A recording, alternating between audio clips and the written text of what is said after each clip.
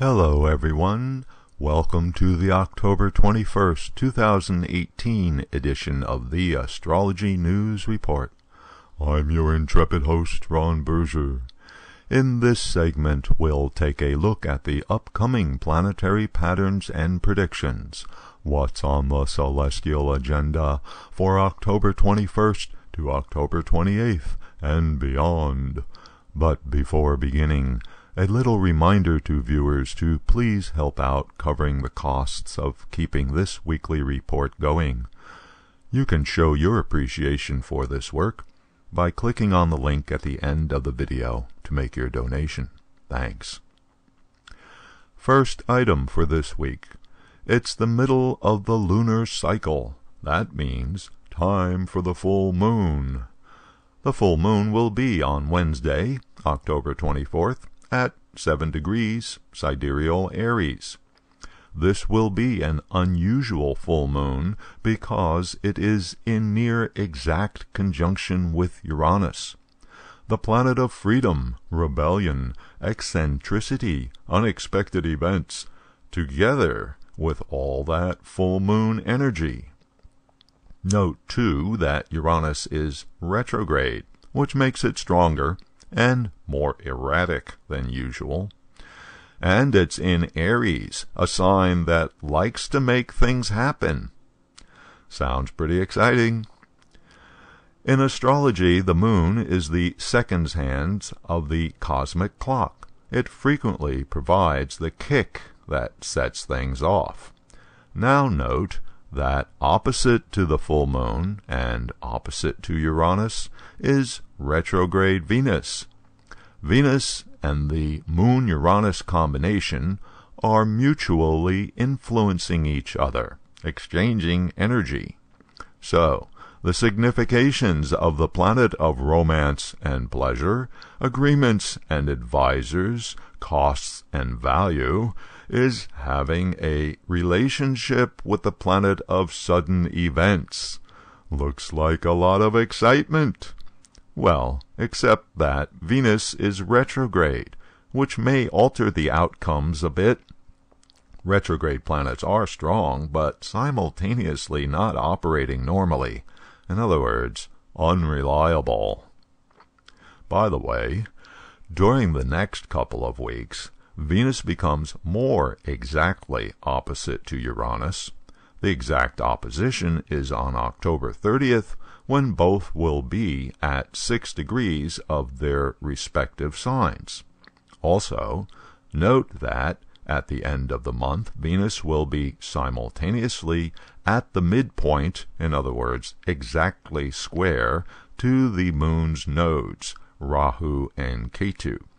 This is another major stress factor for Venus.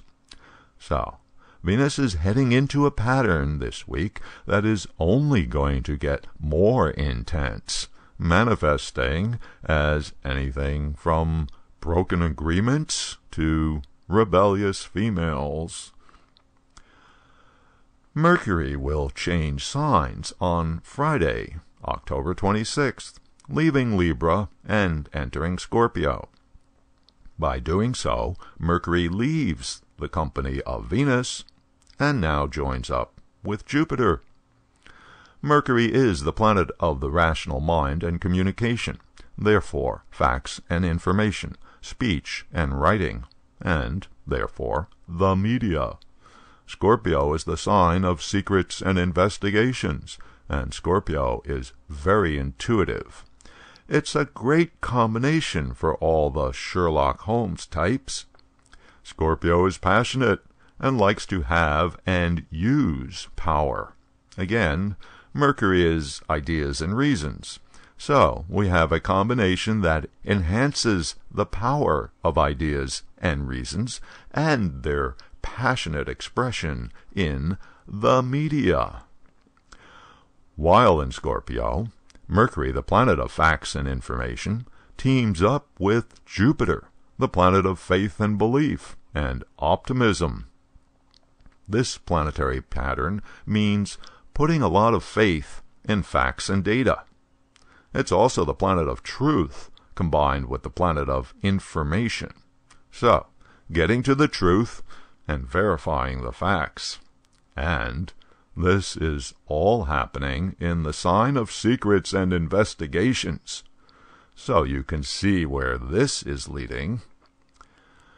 Mercury will be spending an extra long time in Scorpio because next month, in the middle of November, it will start a retrograde period, which will keep Mercury in Scorpio and with Jupiter until New Year's Day, when it will then move on in the Zodiac and enter Sagittarius.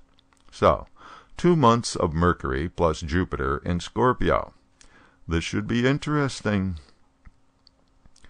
Another thing that is happening this week is that Venus is getting close to the Sun and therefore becomes combust. When a planet traveling in the Zodiac gets so close to the Sun that we can't see it, neither in the morning before sunrise, nor in the evening after sunset, it's called combust the Sun. As the term implies, its significations get burnt up by the overwhelming energy of the Sun. As you might surmise, this is not so great for what the planet represents. Venus in particular, being the symbol of the young maiden, wants to be seen. So, in astrology, not being able to see Venus is considered to be bad. Venus is the planet of value. When we can't see Venus, it's harder to see the value of something. It's bad for another reason. Venus is the planet of guidance. Travelers in the ancient world, moving through the desert at night, used Venus as a beacon. Therefore, when we can't see Venus, we are without guidance. Now, as it happens, Venus is also in a retrograde period. So Venus significations aren't quite normal anyway. The combination of Venus, retrograde, and combust means that Venus is totally in the toilet for the next couple of weeks. Venus will be within 6 degrees of the Sun until October 30th. After that, we'll be able to see it again when it will reappear in the east before sunrise as the morning star. And now, before leaving, a short pitch for donations. It does take a lot of time and effort to put these videos together. A big thank you to those who have been helping out. You can show your appreciation for what this YouTube channel does for you by donating a few bucks to the cause. Just click on or touch the donation card you see here, which will take you to the donation page. Thanks. And until next week.